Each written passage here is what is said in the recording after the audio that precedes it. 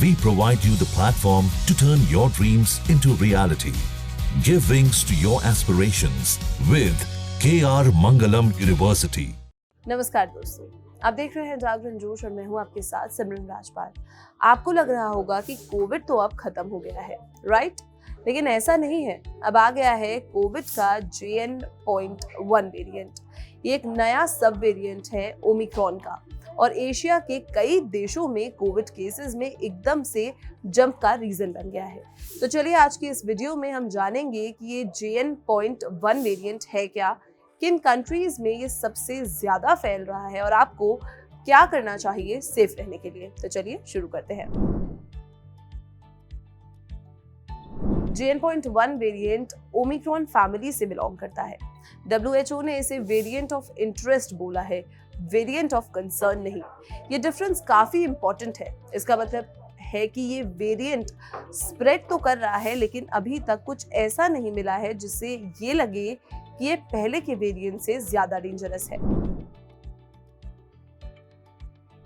Doctors और scientist का कहना है कि JN.1 वेरिएंट से अभी तक ज्यादा सीरियस केसेस नहीं देखे गए हैं।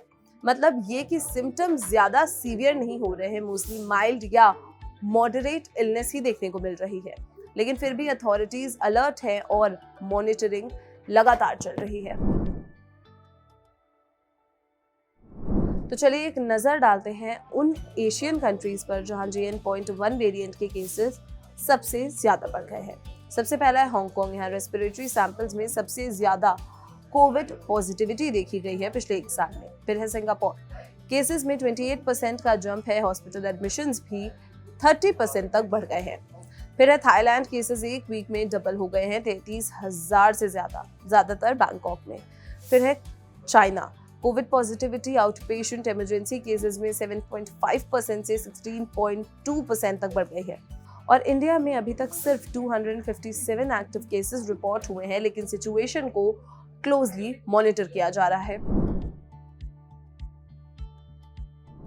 हर कंट्री ने अलग अलग स्टेप्स लिए हैं JN.1 से निपटने के लिए। हांगकांग अथॉरिटीज ने सीवेज डेटा मॉनिटर करना शुरू कर दिया है। सिंगापुर ने ऑफिशियल फिगर्स रिलीज किए हैं और क्लोज ट्रैकिंग कर रहा है। थाईलैंड में बूस्टर डोजेस रिकमेंड किए जा रहे हैं, स्पेशली हाई रिस्क लोगों के लिए। चाइना वेव की पॉसिबिलिटी को मॉनिटर कर रहा है और इंडिया ने अलर्ट मोड पर मॉनिटरिंग स्टार्ट कर दी है।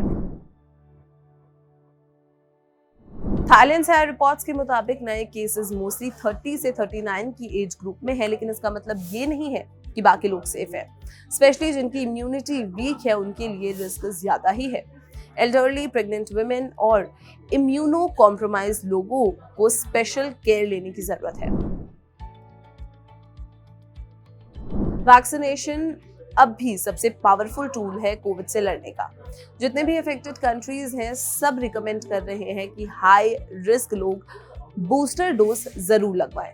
ये आपको सीवियर इलनेस से प्रोटेक्ट करता है और साथ ही साथ हॉस्पिटलाइजेशन का चांस भी कम हो जाता है। तो दोस्तों, इन शॉर्ट समरी ये है कि JN.1 वेरिएंट काफी तेजी से स्प्रेड हो रहा है, स्पेशली एशिया में। अभी तक कोई एविडेंस नहीं है कि ये ज्यादा सीवियर इलनेस करता है, लेकिन prevention is still better than cure. तो प्लीज अपडेटेड रहिए, वैक्सीनेशन कंप्लीट रखिए और बेसिक प्रिकॉशंस जैसे कि हैंड हाइजीन और मास्क वेयरिंग कंटिन्यू करिए।